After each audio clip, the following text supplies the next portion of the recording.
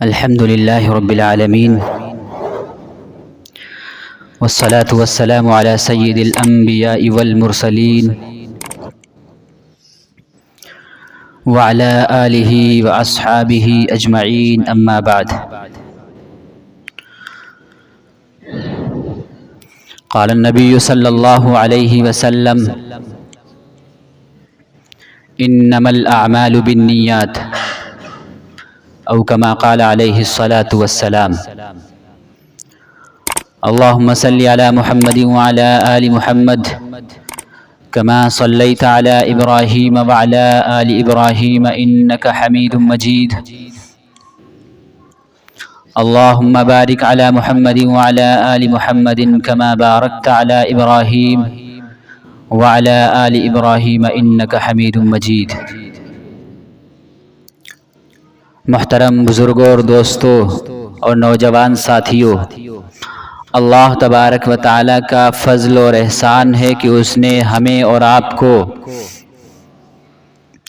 نماز جمعہ کی مناسبت سے اپنے پاک گھر میں آنے کی توفیق عطا فرمائی.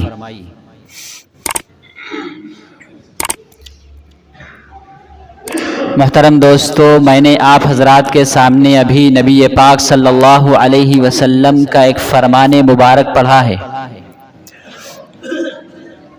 میں چاہتا ہوں کہ اس کی تھوڑی وضاحت ہو جائے، اس کی تشریح ہو جائے. سب سے پہلے تو یہ سمجھ لیں کہ جو میں آپ حضرات کے سامنے آج مختصر سی بات رکھوں گا وہ صرف اور صرف 5 حدیثیں ہیں، اور وہ 5 حدیثیں اتنی اہم ہیں کہ ان 5 حدیثوں کو 5 لاکھ حدیثوں سے منتخب کیا گیا ہے.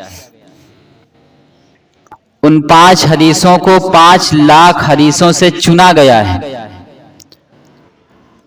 حضرت امام اعظم ابو حنیفہ رحمۃ اللہ علیہ نے ان 5 حدیثوں کو 5 لاکھ حدیثوں سے چنا اور اپنے بیٹے حضرت حماد رحمۃ اللہ علیہ سے ارشاد فرمایا کہ میرے بیٹے، میں تم کو یہ 5 حدیثیں سنانے جا رہا ہوں. جو حدیثیں میں نے 5 لاکھ حدیثوں سے چنی ہیں، اگر تم ان حدیثوں پر عمل کرو گے تو تمہاری زندگی کے اندر تبدیلی آئے گی، تمہاری زندگی کامیاب بنے گی، تم کامیاب ہو جاؤ گے. تو وہی 5 حدیثیں میں بھی آپ حضرات کے سامنے مختصر وقت میں مختصر انداز میں بیان کرنے جا رہا ہوں. سب سے پہلے تو وہی حدیث ہے جو میں نے ابھی خطبے میں پڑھی، انما الاعمال بالنیات، کہ سارے اعمال کا دار و مدار نیتوں کے اوپر ہے. جیسی جس کی نیت ہوگی ویسا ہی اس کو بدلہ ملے گا، ویسا ہی اس کو صلہ ملے گا. اور یہ بات بھی یاد رکھنے کی ہے کہ جو اچھے اعمال ہیں ان اچھے اعمال پر اگر ہماری اچھی نیت ہوگی تو ہمیں بدلہ ملے گا، تو ہمیں صلہ ملے گا. کیونکہ بسا اوقات اگر اچھے اعمال کی نیت ہماری خراب ہوئی تو ان اچھے اعمال کا بھی بدلہ ہمیں نہیں ملتا ہے، اور اگر ہمارا عمل برا ہے تو پھر تو بدلہ ہی نہیں ملے گا بلکہ سزا ملے گی.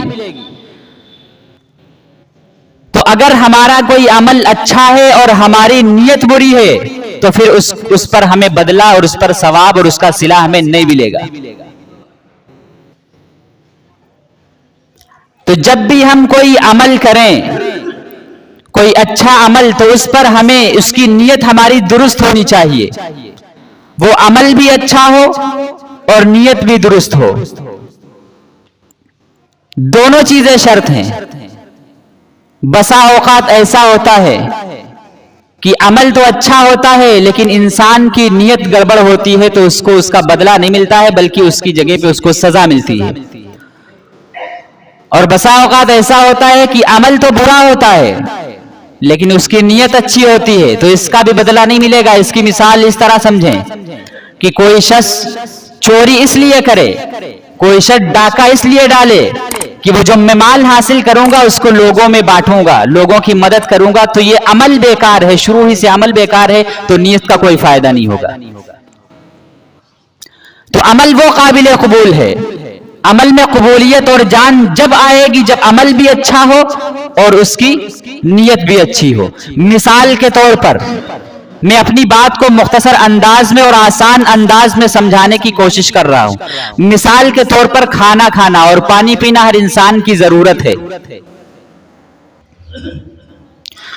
تو عام طور پہ کیا ہوتا ہے، ہم کھانا اس لیے کھاتے ہیں کہ ہماری بھوک چلی جائے، ہماری بھوک مٹ جائے. لیکن اگر ہم نیت تبدیل کر لیں، اگر ہم نیت چینج کر لیں تو اس میں ہمیں ثواب ملے گا. نیت یہ بدل لیں کہ میں کھانا اس لیے کھا رہا ہوں تاکہ ہمارا جسم قوی ہو جائے، مجھے اللہ تبارک و تعالیٰ قوت اور طاقت دے تو اس کے ذریعے سے میں ظلم کا خاتمہ کروں گا، اس طاقت کے ذریعے سے میں ظلم کو مٹاؤں گا. اور یہ نیت کر لیں کہ یہ طاقت پیدا ہوگی تو اس طاقت کے بل بوتے میں اللہ تبارک و تعالیٰ کی عبادت کروں گا، اور اللہ کی عبادت میں ہمارا دھیان رہے گا، اللہ تبارک و تعالیٰ کی عبادت میں ہمارا دل لگے گا. اگر کھانا کھانے میں یہ نیت کر لیں تو اس کھانا کھانے پر اللہ تبارک و تعالیٰ ہمیں ثواب عطا فرمائیں گے اور صلہ عطا فرمائیں گے. تو صرف نیت کے چینج کر لینے سے، نیت کے بدل لینے سے اللہ تبارک و تعالیٰ کے وہاں وہ عمل قابل قبول ہو جاتا ہے. اسی طریقے سے ہم پانی پیتے ہیں. پانی کیوں پی رہے ہو؟ تاکہ پیاس بجھ جائے. لیکن اگر ہم نیت بدل لیں کہ پانی اس لیے ہم پی رہے ہیں کہ پانی اللہ تبارک و تعالیٰ کی اتنی بڑی نعمت ہے کہ اس کو پیتے ہی ہمارا دل ٹھنڈا ہو جاتا ہے، ہمارے اندر جان آ جاتی ہے، اور ہم اللہ تبارک و تعالیٰ کی تعریف کرتے ہیں کہ یا اللہ تو نے کیسی یہ نعمت ہمیں عطا فرمائی ہے. اور وہ بندہ پانی پی کر الحمدللہ کہتا ہے کہ تمام تعریفیں اللہ کے لیے ہیں. تو یہ عمل، یہ پانی پینا بھی ہمارے لیے ثواب بن جاتا ہے. اس پر بدلہ ہمیں ملے گا، اس کا ثواب ملے گا. تو انما الاعمال بالنیات کی تمام اعمال کا دار و مدار نیت کے اوپر ہے. اگر ہم اعمال کے اندر نیت بدل لیں، نیت رضائے الہی ہو، نیت اللہ تبارک و تعالیٰ کو خوش کرنا ہو، تو وہی عمل ہمارے لیے دین بن جاتا ہے. مثال کے طور پر آپ کسی کی مدد کر رہے ہیں، اور مدد اس لیے کر رہے ہیں کہ ہمیں لوگ سخی کہیں، ہمیں لوگ فیاض کہیں، ہمیں لوگ دیالو کہیں کہ بڑا خرچ کرنے والا ہے، غریبوں کی مدد کرنے والا ہے. تو یہ تمہارا عمل ضائع ہو جائے گا، بیکار ہو جائے گا. ہاں اگر نیت بدل لیں کہ میں اس لیے یہ خرچ کر رہا ہوں، اس لیے مدد کر رہا ہوں تاکہ اللہ تبارک و تعالیٰ راضی ہو جائے اور اس شخص کا کام بھی بن جائے، تو یہی کام ہمارے لیے آخرت میں اجر و ثواب والا بن جائے گا.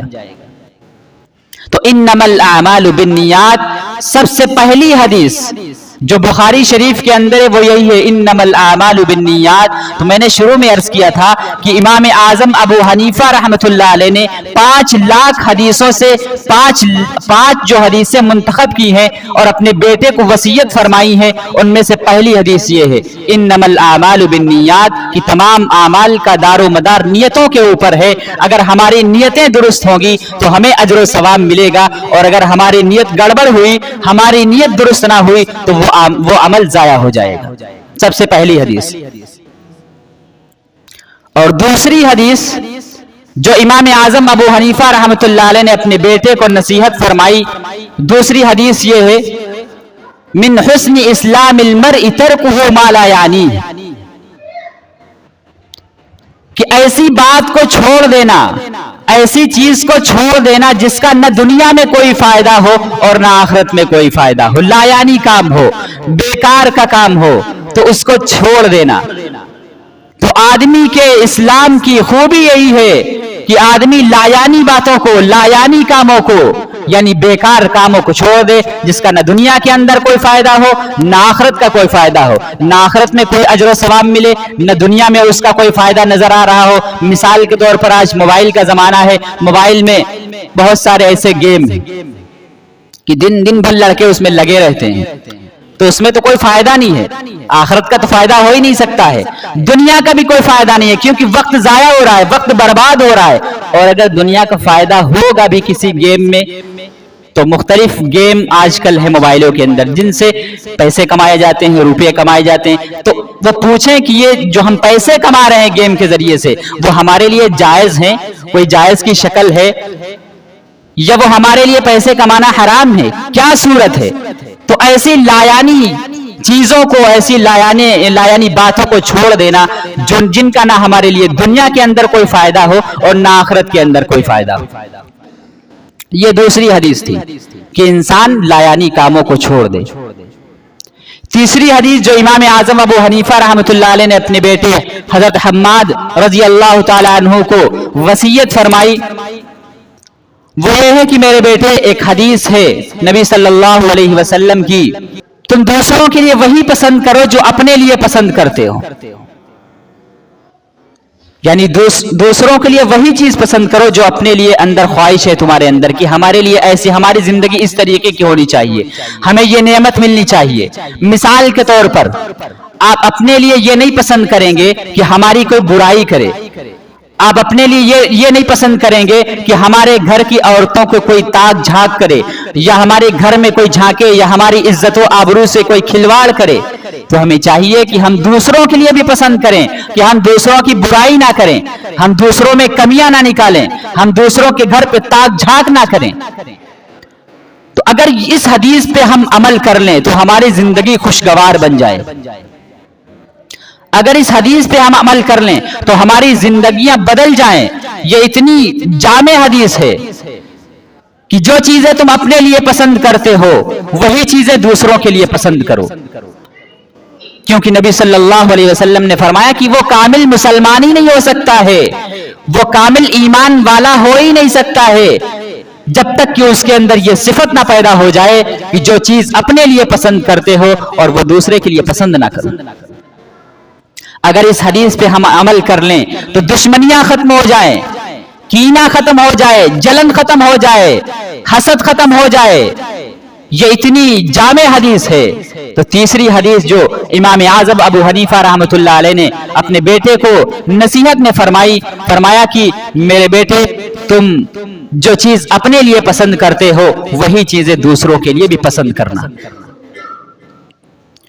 چوتھی حدیث جو امام اعظم ابو حنیفہ رحمۃ اللہ علیہ نے اپنے بیٹے حضرت حماد رحمۃ اللہ علیہ کو نصیحت میں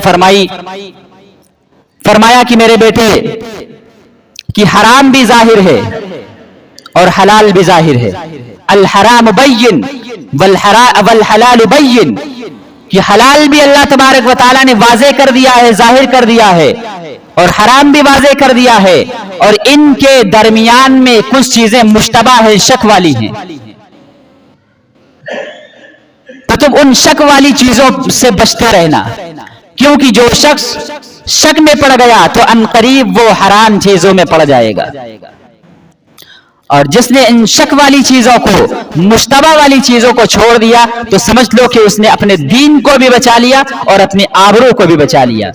تو الحلال بین والحرام بین، کہ اللہ تبارک و تعالیٰ نے حرام بھی واضح کر دیا ہے، ظاہر کر دیا ہے، اور حرام اور حلال بھی ظاہر کر دیا ہے۔ ان دونوں چیزوں کے درمیان کچھ چیزیں مشتبہ ہیں، کچھ چیزیں شک والی ہیں، ان سے بچ جاؤ۔ اگر ان سے نہیں بچو گے تو تمہارے دین کا بچنا اور تمہاری عزت اور آبرو کا بچنا مشکل ہو جائے۔ اور پانچویں حدیث جو حضرت امام اعظم ابو حنیفہ رحمۃ اللہ علیہ نے اپنے بیٹے کو نصیحت کے طور پر ارشاد فرمایا من سلم المسلمون من لسانہ ویدہ، کہ کامل مومن وہ ہے، کامل مسلمان وہ ہے جس کے ہاتھ سے اور جس کی زبان سے دوسرے مسلمان محفوظ رہیں۔ اگر ہماری زبان سے، اگر ہمارے ہاتھ سے، ہمارے کسی عمل سے کوئی مسلمان محفوظ نہیں ہے تو ہم کامل ایمان والے نہیں ہیں، ہم کامل مسلمان نہیں ہو سکتے ہیں۔ تو کامل مسلمان جب ہی ہو سکتا ہے انسان جب اس کے ہاتھ سے اور اس کی زبان سے دوسرے مسلمان محفوظ رہیں۔ تو یہ 5 حدیثیں اتنی اہم ہیں، اگر ہم 5 حدیثوں پر عمل کر لیں تو ہماری زندگیوں میں تبدیلی آ جائے، ہماری زندگیاں بدل جائیں، اتنی اہم یہ حدیثیں ہیں۔ اسی لیے وقت کے اتنے بڑے امام حضرت امام اعظم ابو حنیفہ رحمۃ اللہ علیہ نے اپنے بیٹوں کو یہ وصیت فرمائی کہ 5 لاکھ حدیثوں میں سے ان 5 حدیثوں کو میں نے منتخب کیا ہے، ان 5 حدیثوں کو چنا ہے، اگر تم ان پر عمل کر لو گے تو تمہاری زندگی بدل جائے گی، تم کامیاب ہو جاؤ گے۔ اسی لیے ہمیں بھی چاہیے اور مجھے بھی چاہیے اور آپ کو بھی چاہیے کہ اللہ تبارک و تعالی ہمیں ان باتوں پر، ان حدیثوں پر عمل کرنے کی توفیق عطا فرمائے۔ وآخر دعوانا ان الحمد للہ رب العالمین۔ جنہوں نے سنتیں نہ پڑھی وہ سنتیں ادا کریں۔